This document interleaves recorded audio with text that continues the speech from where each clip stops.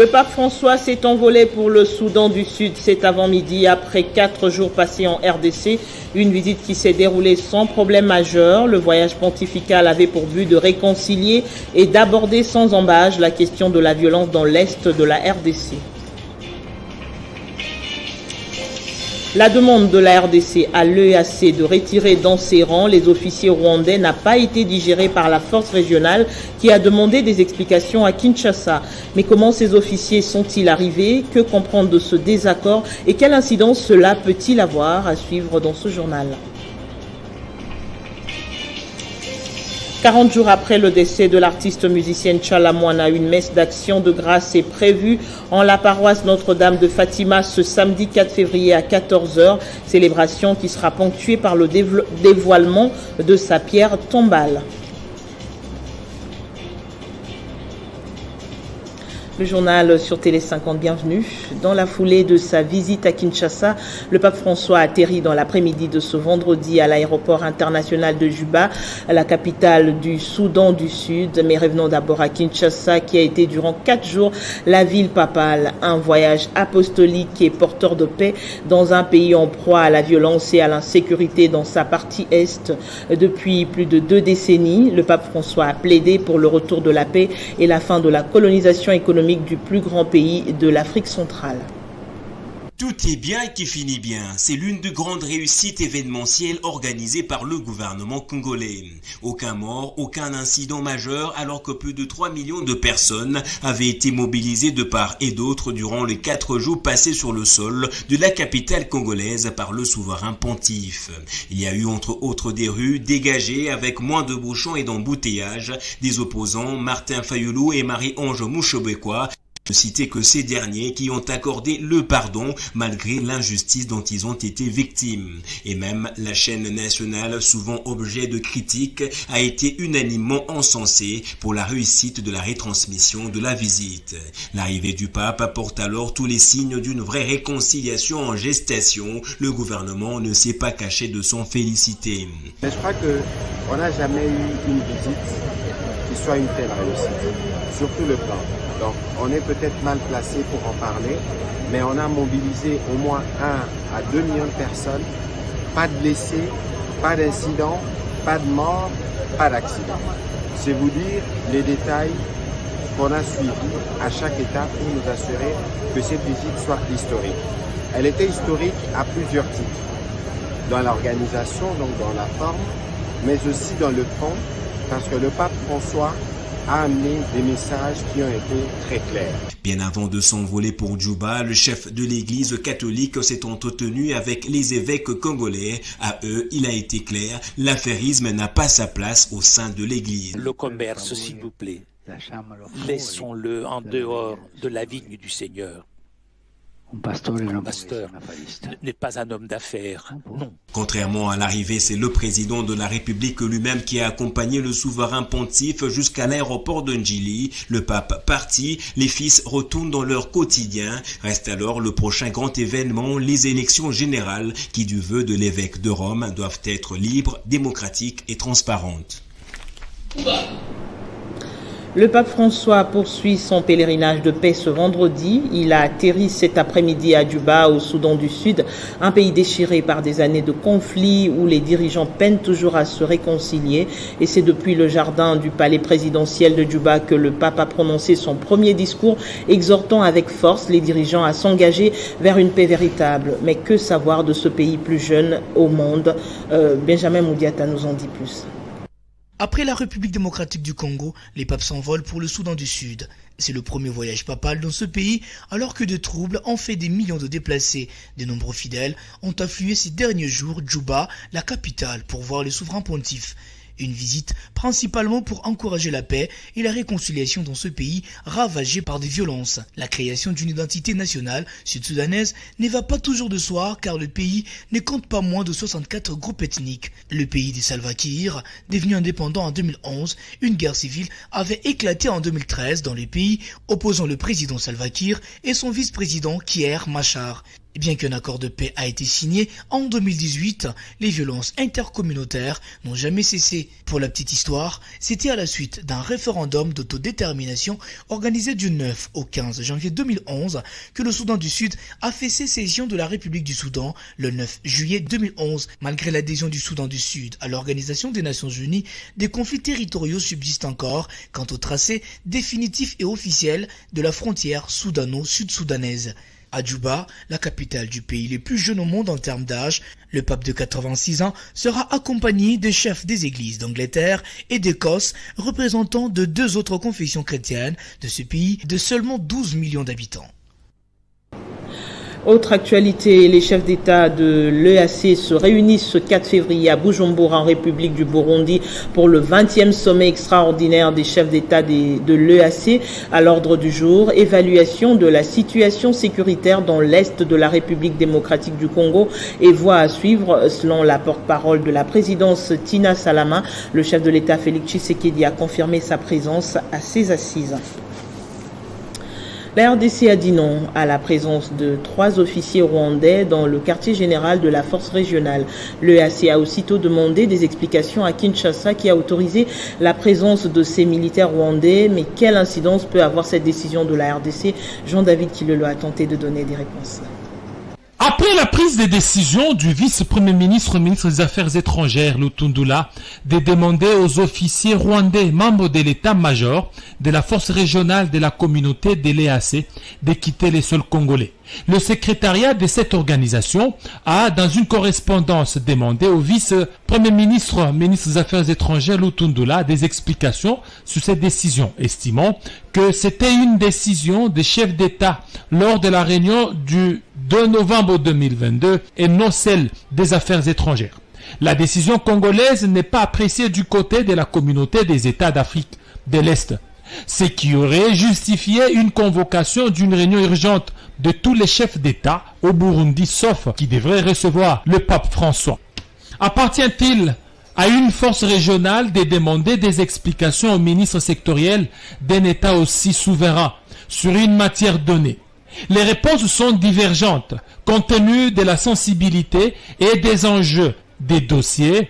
Du point de vue international, les conventions légalement formées tiennent lieu de loi et ont une suprématie sous les lois internes. Mais l'enjeu est en détail et la sécurité relève de la souveraineté des États, où les rapports de force s'imposent et s'exercent. Dans les cas d'espèce, la communauté des États d'Afrique de l'Est peut demander des explications à un État, surtout s'il y a violation de ses décisions. Alors il appartiendrait au ministre sectoriel de cet État de brandir la souveraineté en tenant compte de tous les enjeux et de toutes les questions, surtout si elles relèvent de la souveraineté ou pas de son État. Il appartiendra alors au ministre de donner ou pas des explications sur les dossiers. La République démocratique du Congo étant un État souverain, il pourrait certainement brandir l'aspect de la souveraineté, surtout en ce qui concerne sa sécurité, car la RDC ne pourrait en aucune fois ce domaine si important. Hommage à Elisabeth Chala, une messe d'action de grâce sera dite en la paroisse Notre-Dame de Fatima ce samedi à 14h, 40 jours après le décès de celle qu'on appelait affectueusement Mamou National. Cette célébration va se clôturer par le dévoilement de sa pierre tombale au cimetière de Nécropole entre terre et ciel.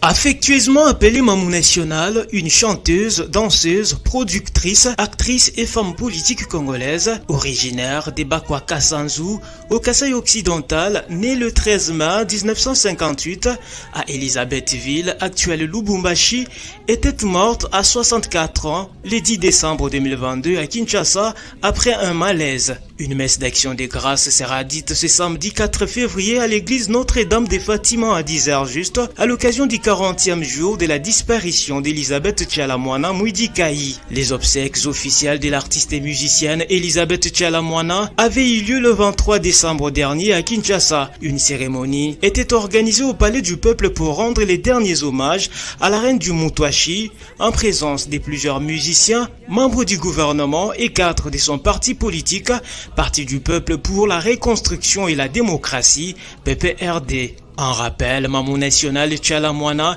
était inhumé le 23 décembre 2022 au cimetière Nécropole, entre ciel et terre.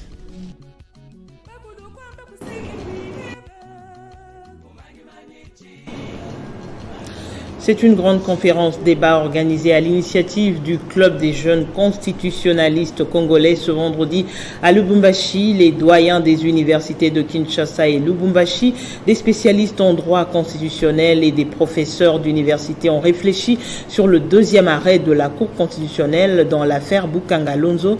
Pour eux, le droit a été méprisé au profit des politiques. Images et commentaires. Des grands noms, des professeurs constitutionnalistes des universités de Kinshasa, Lubumbashi et d'ailleurs, étaient dans une haute réflexion dans un débat scientifique face aux deux arrêts de la Cour constitutionnelle dans le dossier de présumé détournement des fonds du projet agro-pastoral de Bukanga Lonzo où Matata Ponyo Mapon serait pointé du doigt. Les professeurs n'arrivent aucunement à comprendre que d'une seule cour, que deux arrêts différents soient rendus. Face à cette absurdité des faits, quel enseignement donc inculqué dans le chef des étudiants ou chercheurs en droit? C'est vraiment une véritable tour de Babel juridique dans l'affaire Matata où la confusion règne amenant tel ou tel autre juriste à parler dans sa langue scientifique. Le professeur émérite Mampouya Auguste de la faculté de droit à l'université de Kinshasa, ayant participé à l'élaboration de l'actuelle constitution et à la création même de la Cour constitutionnelle, confirme que le deuxième arrêt rendu par la Cour constitutionnelle ne fait que violer l'esprit de la loi mère. Le deuxième arrêt rendu par la Cour renchérit le professeur ordinaire Essambo, doyen de la faculté de droit à l'université de Kinshasa, n'est qu'un arrêt politique. C'est inévitable que la Cour constitutionnelle soit politique. Le juge peut l'être, mais en étant au service du politique. Ce dossier Matata est purement politique. Mapon, ancien Premier ministre, sénateur, l'homme ne peut que subir des sentences aussi politiques. Les juges de la Cour constitutionnelle dans le dossier Matata sont allés au-delà de leurs compétences. La Cour constitutionnelle dispose-t-elle des outils nécessaires pour prétendre avoir une valeur ajoutée en la matière? À cette question, ainsi qu'à d'autres, des éclairages ont été bien fournis. Matata Ponyo Mapon, dans cette affaire de Bukanga Lonzo, il a été prouvé scientifiquement que la Cour constitutionnelle est réellement incompétente pour le juger. Plusieurs entrepreneurs évoluant dans différentes provinces et secteurs ont répondu à l'invitation du directeur général de l'autorité de régulation de la sous-traitance dans le secteur privé. Miguel Katimba a tenu à écouter les doléances afin de trouver des solutions qu'il faut. Les entrepreneurs qui œuvrent dans le domaine de la sous-traitance, tout secteur confondu à travers la République, sont venus répondre ce jour à l'invitation du directeur général de l'autorité de régulation de la sous-traitance dans le secteur privé, Miguel Katem-Kachal. Parmi eux, les clubs, collectifs et associations des opérateurs économiques, représentés notamment par la FNGEC, l'AST, le COGEST, la Coupe Emeco, les clubs de sous-traitants, le FENAPEL, ainsi que la FEC. En effet, pour attaquer le taureau par ses cornes, Miguel Katem-Kachal s'est proposé d'écouter en profondeur les doléances des entrepreneurs qui exercent leurs activités dans la sous-traitance afin de bien pouvoir remédier à chaque problème des manières proportionnelles. À cœur ouvert et en toute convivialité, ils se sont exprimés devant le patron de la RSP qui leur a prodigué des conseils d'expérience avant d'envisager d'énormes changements positifs dans le domaine de la sous-traitance en République démocratique du Congo. Une séance de travail très enrichissante. Nous croyons que le président de la République, chef de l'État, ainsi que le gouvernement de la République prennent à cœur cette question de la sous-traitance. Saisissons la balle au bon, la Fédération nationale de jeunes entrepreneurs du Congo et les structures partenaires venues de plusieurs provinces du pays ont formulé d'un commun accord une proposition de cahier de charges qui reprend succinctement la problématique du marché de la sous-traitance tournée vers les étrangers à l'intention de la RSP. La FNGEC et ses partenaires suggèrent une collaboration étroite avec l'ARSP pour surmonter les difficultés et que l'ARSP puisse nous accompagner cette année. L'on peut dire désormais que cette rencontre inaugure un nouveau départ en termes de partenariat entre l'ARSP et les sous-traitants. La délégation du Haut-Katanga représentant le COGEST a pour sa part remis les présents et une canne sculptée des images symboles du pouvoir au DG Miguel Katem Kachal qui leur a réitéré son accompagnement à cœur joie. Le président national de la Vision Fachi rénovée est allé s'enrôler jeudi à Lubumbashi. Kalimbouyi s'est fait accompagner d'une foule immense des cadres et militants de son parti, une démonstration de force en prévision de la bataille électorale de décembre. C'est une foule immense des milliers de militants et cadres de la Vision Fachi rénovée qui a pris d'assaut les rues de Lubumbashi ce jeudi. Pour cause, le président national et autorité morale de la VFR, Kalimbouyi est allé remplir son devoir civique, celui de s'enrôler. Une véritable démonstration des forces. Parti du siège provincial du parti à pied, le président des Vision Fachi rénové, qui accompagnait les cadres et les milliers de sympathisants, ont marché sur près de 4 km en passant par la chaussée des Kasenga à l'avenue victime de la rébellion jusqu'à l'école Njanja, où se trouve le centre d'enrôlement des électeurs. Sur place, après toutes les formalités requises, Kalimbouyi a obtenu sa carte. Il s'est dit confiant au processus électoral en cours et en appel à toute la population congolaise de lui emboîter les pas. Tout le peuple congolais, nous vous invitons à vous enrôler massivement en obtenant cette carte d'électeur. Elle vous permet de circuler librement et même la nuit. Notre Congo fait énormément pitié. C'est regrettable de voir certains étrangers obtenir la carte d'électeur. Devenu depuis un temps l'un des hommes politiques les plus influents de l'espace Katanga, Kalimbouyi draine à chacune de ses sorties des centaines et milliers de sympathisants dans sa campagne de soutien au président de la République, Félix-Antoine Tshisekedi Tshilombo. De son côté, le Front des indépendants pour la démocratie chrétienne, FIDEC, cher à Fifi Masuka, se met déjà en ordre de bataille pour les élections de 2023. Christian Guila, cadre de ce parti, a obtenu sa carte d'électeur dans la ville de Matadi, où il a lancé l'appel à un enrôlement massif. S'enrôler est un devoir civique et un droit constitutionnel reconnu à tout citoyen. Voilà pourquoi Christian Guila a bien voulu prêcher par l'exemple. Après avoir suivi toute la procédure jusqu'à l'obtention de sa carte à l'Institut technique et professionnel ITP Matadi, ce cadre du parti politique FIDEC, des Fifi Masuka, a tenu à sensibiliser la population de ces coins du pays à s'enrôler comme lui, car la ville de Matadi a besoin de plus d'élus et représentants pour plaider sa cause au Parlement. Je demande aux Matadiens et Matadiennes de venir s'enrôler massivement et d'obtenir leur carte d'électeur. Encore une fois de plus, à la population de la ville de Matadi, de venir nombreux. C'est pour notre intérêt. La ville de Matadi est une grande ville. Nous avons besoin de plusieurs élus, car l'avenir de notre pays passera par les élus. Beaucoup de Matadiens ont accompagné Christian Guila du petit marché Pompage, en passant par ITP Matadi jusqu'au rond-point Belvédère. Au cours des processus électoraux passés, Matadi a glané moins de sièges que Mbanza-Ngungu qui d'habitude s'étaille la part du lion. Pourtant Matadi, la capitale du Congo central, est plus grand que Mbanza-Ngungu.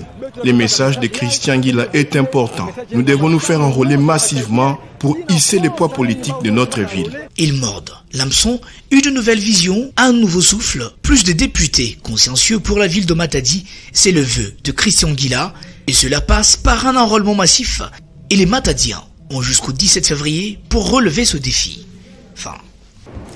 Les membres de la Fondation Congo Ilunga sont venus répondre à l'appel lancé par Jedi Bolangando à l'enrôlement afin de participer massivement aux élections prévues en décembre prochain. Et pour prêcher par l'exemple, il s'est fait lui-même enrôler avant d'inviter la population à faire pareil. Il est 9h et les membres de la Fondation Congo Ilunga se sont massés devant la résidence de Maître Jedi Bolangando qu'ils appellent affectueusement le lion de la Lukunga dans le but de l'accompagner au lieu où il doit remplir son devoir civique. jeunes et vieux, entonnant des cris de joie et des chants, ont pris la route du quartier Télécom Bureau, traversant quelques avenues jusqu'à la direction du centre de la CENI Omnia Omnibus de la paroisse Annuarité à l'UPN. Plus de 3000 personnes ont accompagné le président de la Fondation Congo Ilunga à ce devoir civique. Après avoir rempli toutes les étapes de son identification à l'enregistrement, la prise de photos aux empreintes ainsi qu'à la capture, Maître Jedi Bolangando appelle la population de Lukunga à l'enrôlement massif afin de pouvoir participer aux prochaines élections. Bana yonso ya Lukunga, bana yonso ya Kinshasa, na bana ya RDC ke baki s'enrôler parce que ça devoir civique. Mutu yonso za na âge ya ko s'enrôler, toza ko encourager à s'enrôler parce que carte wana nde ko permettre ye à décider. Il s'agit ici d'un acte pouvant permettre à cette circonscription électorale d'augmenter sa représentation tant au niveau national que provincial à l'issue des prochaines élections prévues en 2023.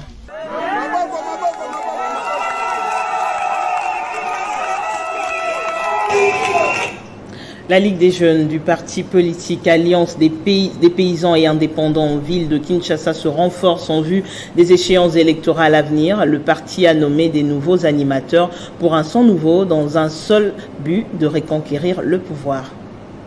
En perspective des enjeux politiques en République démocratique du Congo et au regard des positionnements politiques des différents quartiers généraux des partis politiques, l'Alliance des paysans et indépendants veut se hisser au sein du microcosme politique congolais et c'est dans cette optique que plusieurs décisions sont prises pour redynamiser le parti à l'approche des échéances électorales prochaines. Le bureau politique a pris une série de mesures portant nomination de quelques membres de l'Alliance des paysans et indépendants ici à Kinshasa, au nord et au sud Kivu, en considérant l'option levée par le bureau politique du parti. Et quant à la nécessité de redynamiser le parti sur l'ensemble du territoire national, sous proposition du président national, est nommé secrétaire général adjoint en charge de l'idéologie, stratégie et formation politique, porte-parole du parti, Jafar Kapinga Eli, secrétaire national en charge du Nord et Sud Kivu, Kikumukulu Luamba Godé, et secrétaire particulier de l'autorité morale, Kingungu Keba Damas, secrétaire général,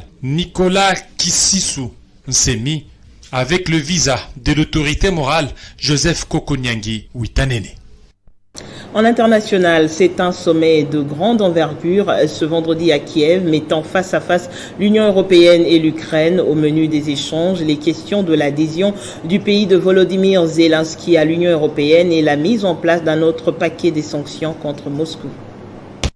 Candidate à l'adhésion à l'Union européenne, l'Ukraine a accueilli ce vendredi un sommet avec des représentants européens, accompagnés du chef de la diplomatie européenne, Joseph Borrell, et d'une quinzaine de commissaires européens. La présidente de la Commission européenne, Ursula von der Leyen, a presque chapeauté une démonstration de force à Kiev en montrant clairement la position radicale des Européens contre Moscou. Ursula von der Leyen a annoncé que l'Union européenne prévoyait de nouvelles sanctions contre la Russie, la raison même de ce sommet. Dans la déclaration conjointe lue à l'issue de ces sommets, l'Union européenne et l'Ukraine ont convenu de la mise en place, à La Haye, d'un bureau d'enquête, une sorte de parquet intérimaire, destiné à coordonner les recueils de preuves de présumés crimes d'agression de la Russie. Son but serait donc de coordonner l'enquête sur les attaques de la Russie contre l'Ukraine, de préserver et de stocker les preuves pour de futurs procès. Rappelons qu'en début de décembre de l'année dernière, l'Union européenne avait également mis en place un embargo sur les pétroles bruts russes transportés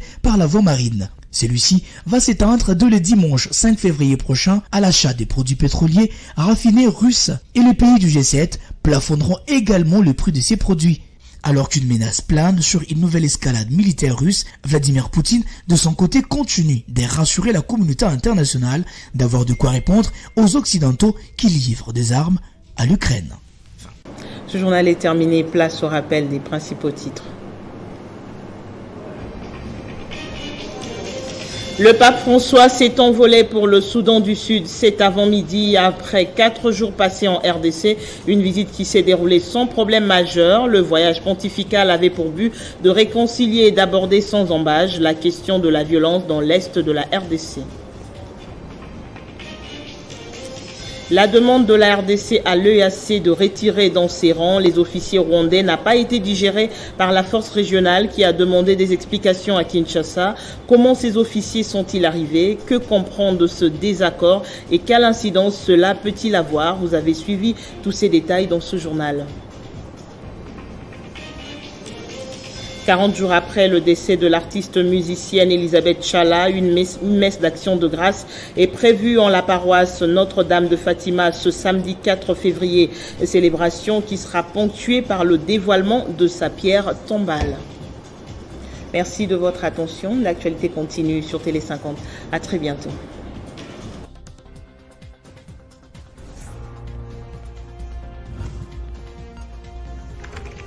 L'actualité reste en continu.